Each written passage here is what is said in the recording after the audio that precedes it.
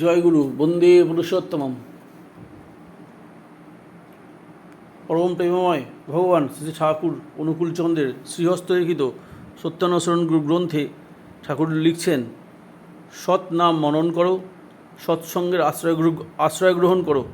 আমি নিশ্চয় করে বলছি, তোমাকে আর তোমার উন্নয়নের জন্য ভাবতে হবে না। আমরা যারা ঠাকুর ধরে চলছি, আমরা তারা প্রতি পদে পদে বুঝতে পারি ঠাকুর, আচার্যদেব, অবিন দাদা, পরম পূজ্যপাদ ভগবান শ্রী শ্রী অবিন দাদা, তাদের ধরে চললে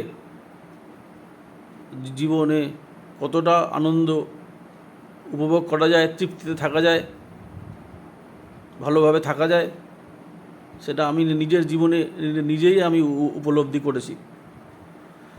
ঠাকুর বললেন সৎসঙ্গ, সৎসঙ্গে স্বর্গবাস, অসৎসঙ্গে নরকবাস। আমরা ছোট থেকে এই কথাটা জানি, কিন্তু কেন সৎসঙ্গে স্বর্গবাস, অসৎসঙ্গে নরকবাস? স্বর্গ বা নরক বলে কিছু হয় না। আমি একটা ছোট গল্পের মাধ্যমে আপনাদের বলছি কেন সৎসঙ্গে মানুষ থাকলে মানুষ অনেক আপদ বিপদ থেকে রক্ষা পায়, অসৎসঙ্গে মানুষ থাকলে অনেক বিপদ আপদের মধ্যে মানুষ পড়ে যায়। একটা ঘটনা আপনাদের বলছি। এক ব্যবসায়ী মাছ বিক্রি করে। সে মাথায় ঝাঁকা নিয়ে, মাছ ভর্তি ঝাঁকা নিয়ে হাটে গেছে, গ্রামের হাটে গেছে, মাছ বিক্রি করেছে। এবার অনেক দূর পথ, তার ফিরতে ফিরতে অনেক দেরি হয়ে গেছে। এবার ফিরতে ফিরতে কোথাও একটা আশ্রয়ের খোঁজ করছে। দেখলো একটা জায়গায় একটা কুটিরের কাছে সে গেল। কুটিরের মধ্যে দেখলো যিনি কুটিরের মালিক, তাদের ফুলের ব্যবসা। তাদেরকে অনুরোধ করায়, তারা সেই রাত তাকে ওখানে থাকতে দিল। এবার সারা রাত সে কিছুতেই ঘুমোতে পারে না।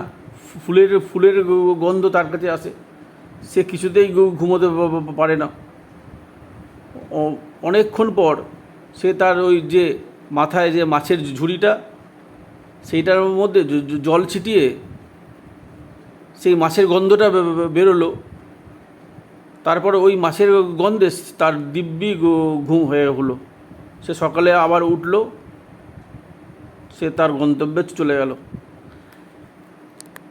এইটা থেকে, এই গল্প থেকে একটা অনুধাবন করা যায় যে আমরা যেমন সঙ্গে থাকব, আমাদের সেই ধরনের ভাব হবে। আর আমাদের যেরকম ভাব হবে, আমরা প্রতি পদক্ষেপে আমরা সেইভাবে চলব। তাই ঠাকুর বললেন সৎসঙ্গের কথা। সৎসঙ্গে আমরা ঠাকুর আচার্যদেব, পরম পূজ্যপাদ ভগবান শ্রী শ্রী আচার্যদেব, পরম পূজ্যপাদ ভগবান শ্রী শ্রী অবিন দাদাকে ধরে চললে আমরা এটা প্রতি পদক্ষেপে অনুভব করতে পারব। জয়গুরু বন্দে পুরুষোত্তম।